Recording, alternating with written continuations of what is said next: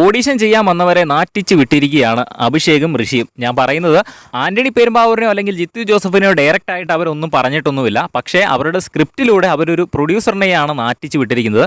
അഭിഷേക് ഒരു പ്രൊഡ്യൂസറായിട്ടും അതുപോലെ തന്നെ ഋഷി ഒരു ഡയറക്ടറായിട്ടാണ് അവരുടെ ആ ഒരു ആക്ടിൻ്റെ അകത്ത് അവർ അഭിനയിച്ചത്. പ്രൊഡ്യൂസർ എന്ന് പറഞ്ഞാൽ ഭയങ്കര പൊങ്ങച്ചക്കാരനായിട്ടുള്ള ഒരു പ്രൊഡ്യൂസറായിട്ടാണ് അഭിഷേക് അഭിനയിച്ചത്. അതുപോലെ തന്നെ സിനിമയെ ഒരു കാശുണ്ടാക്കാൻ വേണ്ടിയിട്ടുള്ള ഒരു ഉപകരണമായിട്ട് മാത്രമാണ് കാണുന്നത്. അപ്പോൾ അതിൻ്റെ അകത്ത് അഭിഷേക് പറയുന്നുണ്ട്, നമുക്കിപ്പോൾ എന്തോ വേണം, ഇത് ഇറക്കിയാൽ കുറച്ച് പൈസ ഇങ്ങോട്ട് കിട്ടണം, അതിന് വേണ്ടിയിട്ടാണ് ഞാൻ 2 സിനിമ ചെയ്യാമെന്ന് വെച്ചേക്കുന്നത്.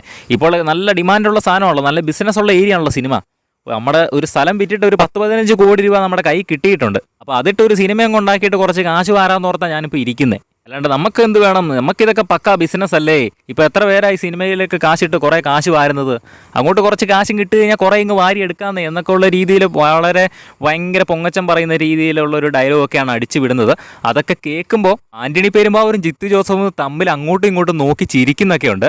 അവർക്ക് ആന്റണി പെരുമ്പാവൂർ എന്നിട്ട് ഇവരുടെ ഒരു ആക്ട് കഴിഞ്ഞപ്പം ആന്റണി ജിത്തുവിൻ്റെ അടുത്ത് പറയാണ്, ഇതിപ്പോൾ നമ്മളെന്തെങ്കിലും പറഞ്ഞു കഴിഞ്ഞാൽ അവർ മൊത്തം കേൾക്കും, ക്യാമറ മൊത്തം നോക്കി നമ്മളതുപോലെ ഫോക്കസ് ചെയ്തേക്കുന്നത്, അതുകൊണ്ടൊന്നും പറയാനും പറ്റത്തില്ല എന്ന് ആന്റണി പറയുന്നു.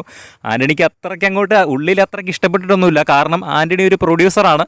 പ്രൊഡ്യൂസറിനെ പറ്റി അങ്ങനെ മോശമായിട്ടുള്ള ഒരു ആക്റ്റാണ് അവർ ചെയ്തത്. പക്ഷെ അവരെ അല്ല ഉദ്ദേശിച്ചത് എന്ന് അറിയാമെങ്കിൽ പോലും ഒരു പ്രൊഡ്യൂസർ എന്ന ഒരു കമ്മ്യൂണിറ്റിയെ ചെറുതായിട്ടൊന്ന് നാണം കെടുത്തുന്ന രീതിയിലാണ് അഭിഷേക് ആ ഒരു ആക്ട് ചെയ്തത്. അഭിഷേകും ഋഷിയും. അത് അവരെ കുറ്റം പറയാനും പറ്റത്തില്ല. അവരുടെ ഒരു ആക്റ്റാണ്, അങ്ങനെ എടുക്കാൻ കഴിയത്തുള്ളൂ അതിനെ. പക്ഷെ അവർ അത്യാവശ്യം കുഴപ്പമില്ലാത്തൊക്കെ അഭിനയിച്ചു കേട്ടോ. പക്ഷെ ഒരു കാരണവശാലും ഇവരുടെ ആ ഒരു ആക്ട് ഇഷ്ടപ്പെട്ടു എന്ന രീതിയിൽ പറയുമെന്ന് എനിക്കൊരു സംശയമുണ്ട്. കാരണം അവർക്ക് പേഴ്സണലി അത്രയ്ക്ക് അങ്ങോട്ട് ഇഷ്ടപ്പെട്ടിട്ടൊന്നുമില്ല. പക്ഷെ അവർ എൻഡ് ചെയ്യുന്ന രീതി നല്ല രീതിയിലാണ് കേട്ടോ എൻഡ് ചെയ്യുന്നത്. കാരണം അവസാനം ഋഷീനെ അഭിഷേക് തേച്ചൊട്ടിക്കുന്നുണ്ട്. പൊക്കോ എന്ന് പറഞ്ഞു വിടുന്നുണ്ട്, സിനിമ നമുക്ക് എപ്പോഴേലൊക്കെ എടുക്കാം എന്ന് പറഞ്ഞു വിടുന്നു. ഇവരെ ഡയറക്ടറും പ്രൊഡ്യൂസറും ഒരു റൂമിൻ്റെ അകത്തിരുന്നാണ് സംസാരിച്ചത്. അവസാനം ഋഷി പുറത്തേക്ക് പോയിക്കുമ്പോൾ ഈ ഒരു പ്രൊഡ്യൂസറായിട്ടുള്ള അഭിഷേക് വേറെ ആളെ വിളിച്ചിട്ട് പറയുന്നുണ്ട്, ഒരു സിനിമയുടെ കഥ പറയാൻ വേണ്ടി ഒരു പയ്യൻ വന്നതാന്നീ, അതൊന്നും നടക്കാൻ പോകുന്നില്ല, അവനെ ചുമ്മാ 1 മാസം കഴിയുമ്പോൾ എന്നെ വിളിച്ചിട്ട് കിട്ടാതെ അവനെ എങ്ങോട്ടേലും പൊക്കോളൂ എന്നൊക്കെ പറയുന്നു.